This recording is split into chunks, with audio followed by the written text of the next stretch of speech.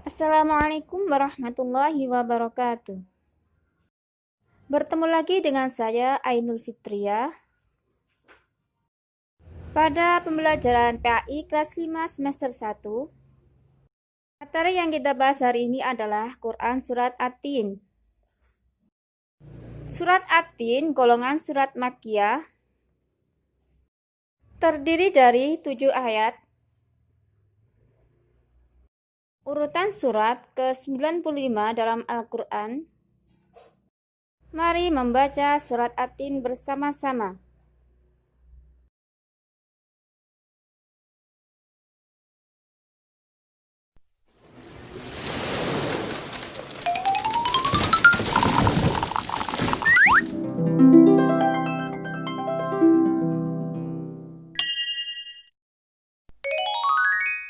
Surah At-Tin.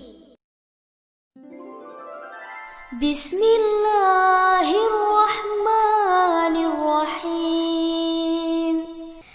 Dengan menyebut nama Allah yang Maha Pemurah lagi Maha Penyayang. Wat-tini waz-zaitun. Demi buah tin dan buah zaitun. Wa-turi sinin. Dan demi bukit Sinai. Wa hadzal baladil amin. Dan demi kota Mekah ini yang aman. Laqad khalaqnal insana fi ahsani takwim. Sesungguhnya kami telah menciptakan manusia dalam bentuk yang sebaik-baiknya. Tsumma radadnahu asfala safilin.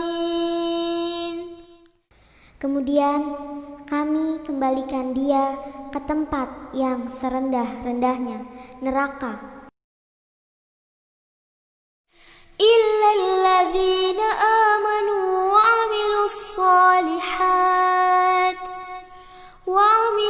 salihati falahum ajrun ghairu mamnun. Kecuali orang-orang yang beriman dan mengerjakan amal soleh, maka bagi mereka pahala yang tiada putus-putusnya.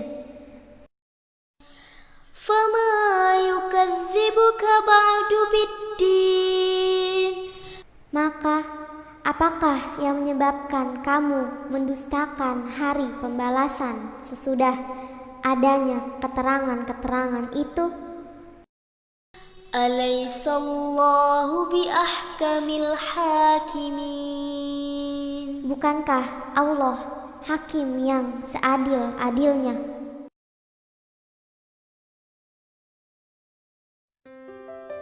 Dan anak-anak, setelah kita membaca surat At-Tin, kita akan belajar mengenai penjelasan Quran surat At-Tin.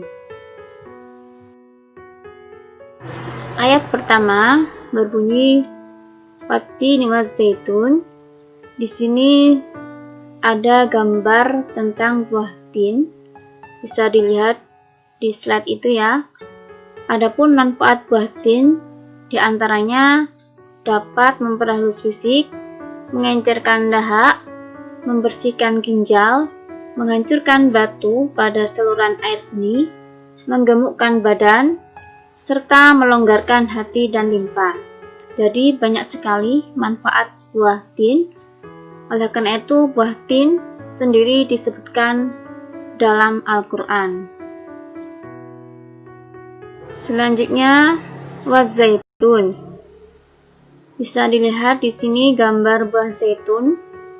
Adapun keistimewaan dari buah zaitun sendiri yaitu memiliki kandungan minyak yang berlimpah sehingga dapat digunakan pada daerah yang kurang minyak. Kita sering melihat sekarang banyak produksi minyak zaitun, baik itu untuk makanan atau untuk kecantikan. Pada ayat kedua berbunyi Wa-turi sinin.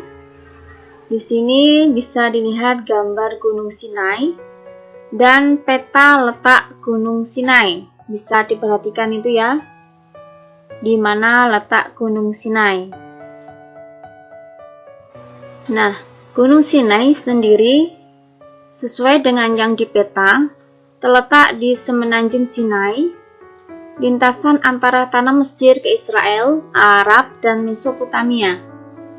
Tinggi dari Gunung Sinai ini mencapai 2.285 meter dan juga dikenal dengan sebutan Jabal Musa, Gunung Nabi Musa. Mengapa Gunung Sinai disebut dengan Jabal Musa? Karena di tempat inilah Nabi Musa menerima wahyu yang pertama dan diangkat menjadi seorang rasul. Pada malam Mi'raj pun Nabi Muhammad SAW berhenti sebentar untuk melaksanakan sholat yang tujuannya adalah memberi penghormatan kepada Nabi Musa dan juga pada kesucian tempat tersebut. Pada ayat ketiga yang berbunyi wahadzal baladil amin diterangkan mengenai kota Mekah.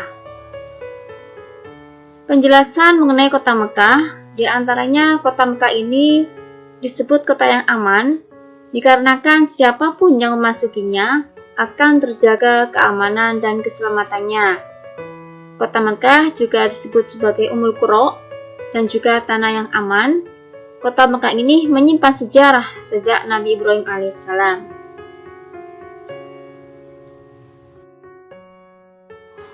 Pada ayat keempat yang bunyinya laqad khalaqnal insana fi ahsani taqwim, sesungguhnya Allah telah menjadikan manusia dalam bentuk yang sempurna.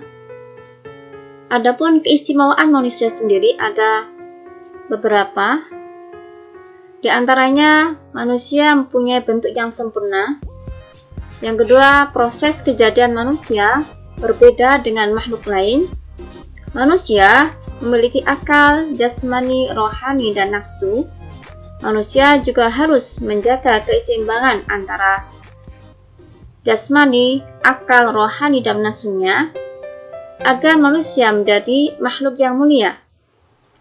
Karena apabila manusia hanya mengutamakan nafsunya, manusia akan turun derajatnya seperti hewan.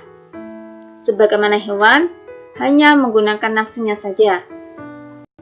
Juga manusia dibekali akal pikiran, yang mana dengan akal pikiran ini, manusia dapat membedakan mana yang baik dan mana yang buruk.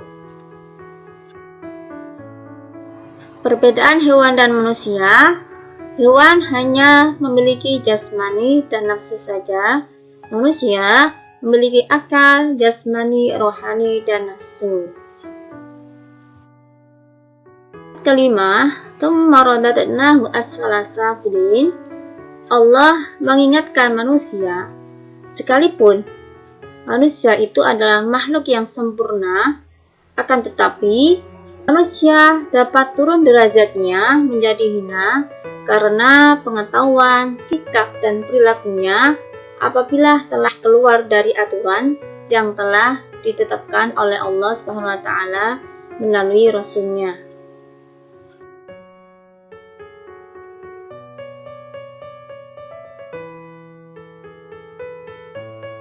Ayat ke-6, illal ladzina amanu wa 'amilus sholihati falahum ajrun ghair mamnun. Siapakah orang yang tidak pernah hina itu? Yaitu orang-orang yang beriman dan melaksanakan amal soleh. Orang yang demikian akan selamat di dunia dan di akhirat. Apa saja contoh amal soleh itu banyak sekali. Di sini dicontohkan gemar bersedekah, beribadah, menolong, dan sebagainya. Ayat ke-7, fama yukadzibuka ba'du biddin. Pada ayat ini dijelaskan bahwasanya pada hari kiamat nanti akan ada hari pembalasan yang disebut dengan yaumul jaza. Pembalasan terhadap apa? Terhadap perbuatan manusia, baik yang baik maupun perbuatan yang buruk yang dilakukan selama hidup di dunia. Ayat ke-8, Alaihissallahu biahkamil hakimin. Allah Subhanahu wa Ta'ala yang akan memberikan semua keputusan akan semua persoalan, dan tiada perbuatan sekecil atom pun yang akan terlepas dari pengaruhnya. Terima kasih, dan semoga penjelasan dari saya tadi dapat bermanfaat bagi kalian semua. Selamat belajar.